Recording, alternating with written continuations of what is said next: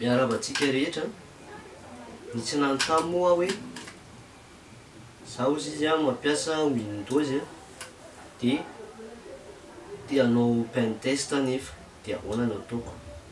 Androany zany de ho ampisehoako anareo hoe inona no afaka atao amin'izay.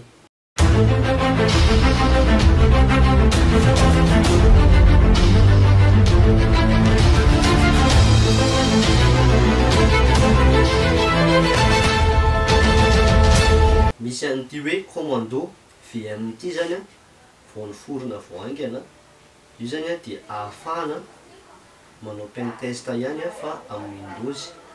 De ho azavaiko kely aminareo le izy a, tsy de misy zavatra resahana be moa momba le izy a, fa ho atorotoroko kely anareo fotsiny a ny fomba fampiasana anazy.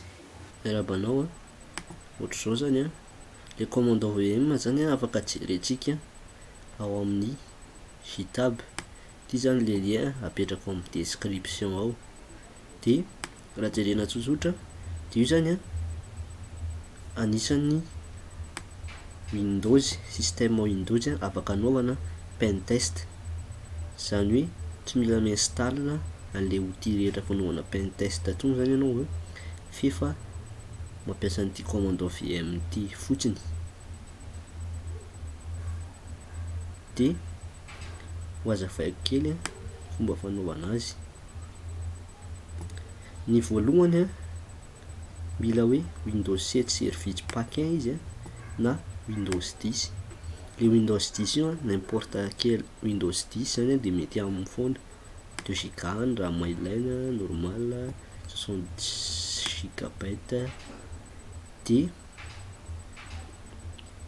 instruction kely zany a voalohany aloha izy ato hoe Windows virtual machine. Ity zavatra ity de vao nicréena vao aingana, donc mbola tsy stable. De zany hoe za zany miteny aminao hoe aza to de installena amin'ny tena machine anao fa mampiasa ihany machine virtuelle amin'ny virtual box. De installenao virtual box zany ny Windows 10 nao aloha. De après anao vao manindry an'ity commando VM ity.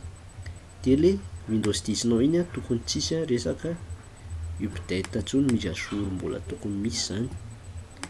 De maka snapshot ozy izy capture d'écran kely zany de installena. Le izy moa zany script PowerShell le izy. Zany hoe manokatra PowerShell ianao administrateur de exécutenao fotsiny reto script reto. De tonga de installenao automatique, mila connexion zany, installenao automatique ny outil rehetra.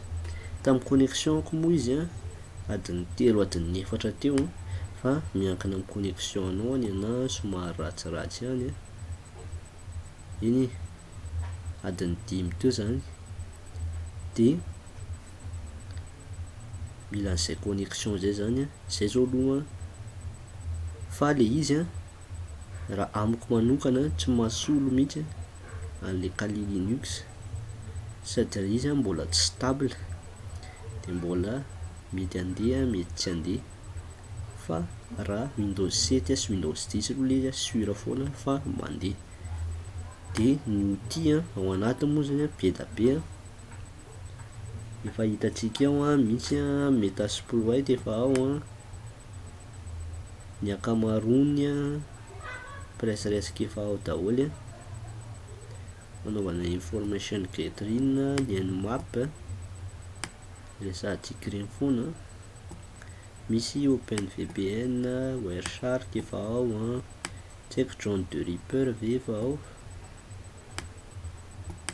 Mbola tsisy John the Ripper amin'ny password attaque-ny de reverse engineering, Burp Suite koa aloha efa ao efa anisany tsara zay io zany efa misy dictionnaire koa zany le izy.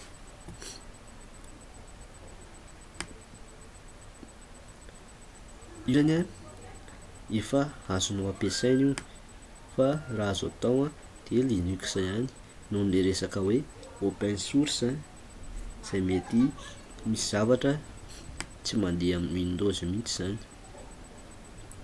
De ohatrohatr'izay zany a le commande VM anjaranao sisa no mi-install anazy de teninao anazy zavatra tsy mety ao anatin'le installation.